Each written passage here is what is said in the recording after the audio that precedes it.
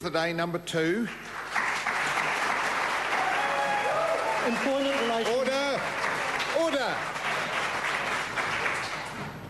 Employment relations secret ballot for strikes amendment bill committee stage continued. I declare the House and Committee for further consideration of the employment relation secret ballot for strikes amendment bill. Mr. Speaker. Mr. Chairman.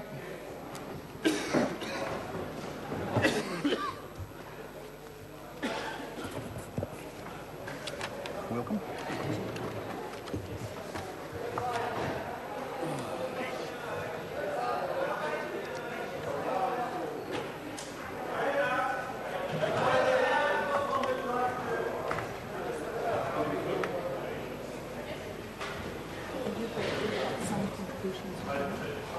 Members, order. The House and Committee for further consideration of the employment relations secret ballot for strikes amendment bill. Members, when we last considered the bill, we were debating clause 3 and the Honourable Tohinari had the call with 42 seconds remaining. Is there any other member wishing to take the call? Darren Fenton. Thank you very much, Mr. Chair. And here we are again debating the Principal Act being amended. The Principal Act being the Employment Relations Act 2000 being amended so that the Honourable Tohinari can get his way in imposing secret ballots for strikes on union members. And I find it very, very interesting, actually, having just come through a very fascinating debate where we've talked about freedom of association and democratic rights, and we've talked about the people's right to choose, and here we have a bill from a National Party member that wants to impose decisions on the democratic decision-making of union members.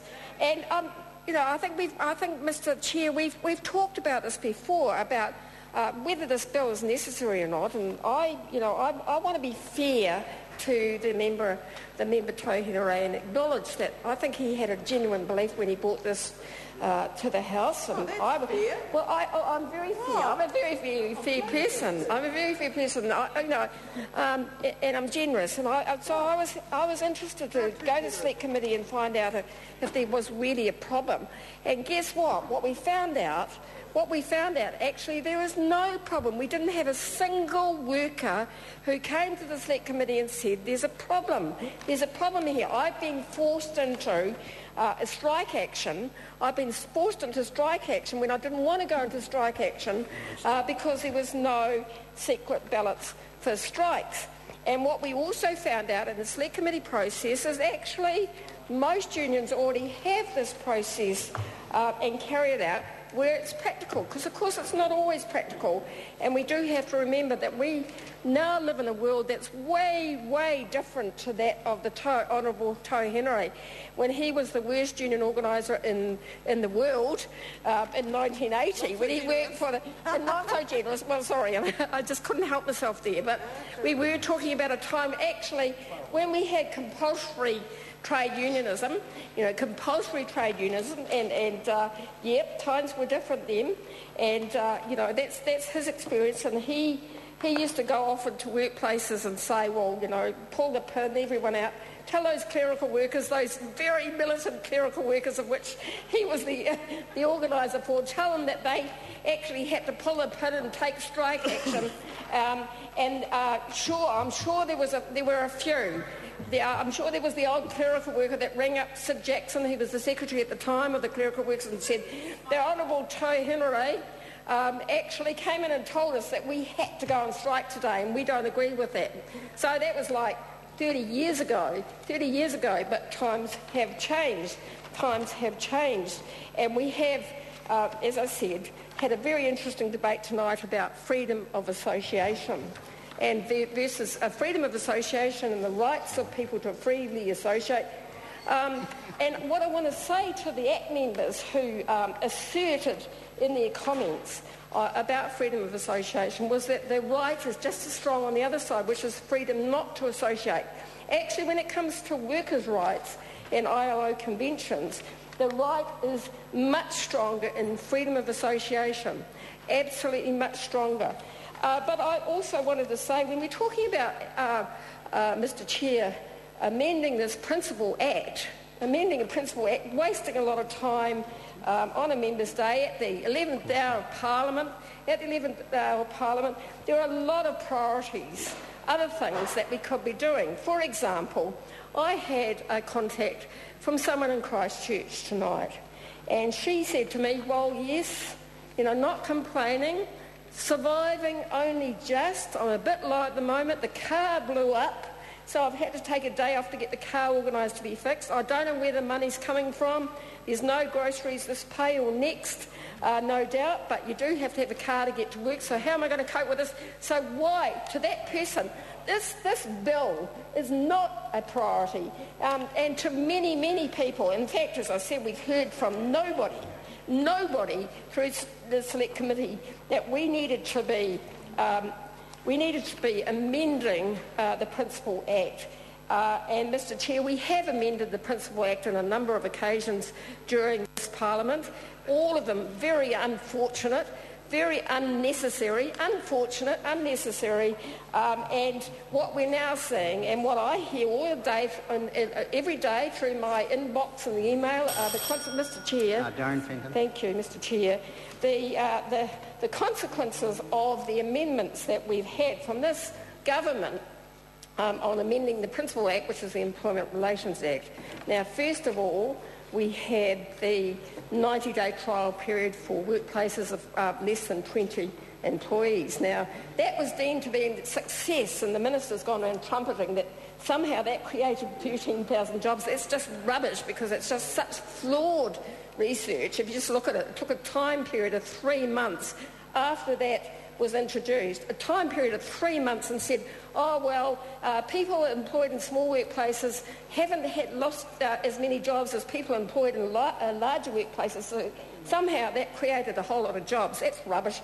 And on that basis, then she went out, and the Prime Minister went out and said they were going to extend it, and they've extended it now to all workplaces. And of course, they amended the Principal Act around a whole lot of other things, Mr Chair, including the access of workers to the union organisers. And I think this bill raises a really interesting question, and in fact it's the subject of the SOP that I've introduced, which is about access to workplaces, because this government has restricted the right of workers to talk to their union organisers at work. And what's more, they've restricted the right of of workers to talk to the union organisers even when there's a health and safety matter involved. So one of the SOPs I'll be introducing that amends the Principal Act is that where there is a requirement to hold a secret ballot for strikes, union organisers will not be prevented from coming into the workplace. Because you imagine it, Mr Chair, we have a law on the one hand that says there has to be a secret ballot for strikes, and then on the other hand we have a restriction where union organisers can't come in and conduct that ballot. How ridiculous is that? So I'm really looking forward to the member and the chair supporting that SOP when we get to that part of the bill a little bit further on. And as I said, going back to the priorities, I thought it was an interesting day in Parliament today, not only in the general debate, where we heard some silly stuff.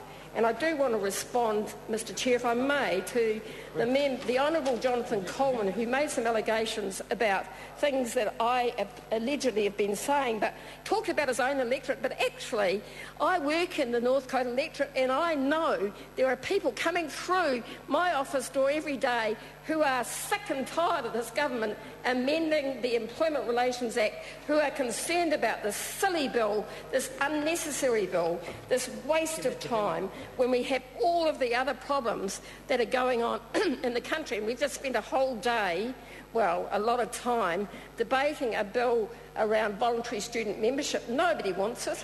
Nobody wants it. It's Heather's last hurrah.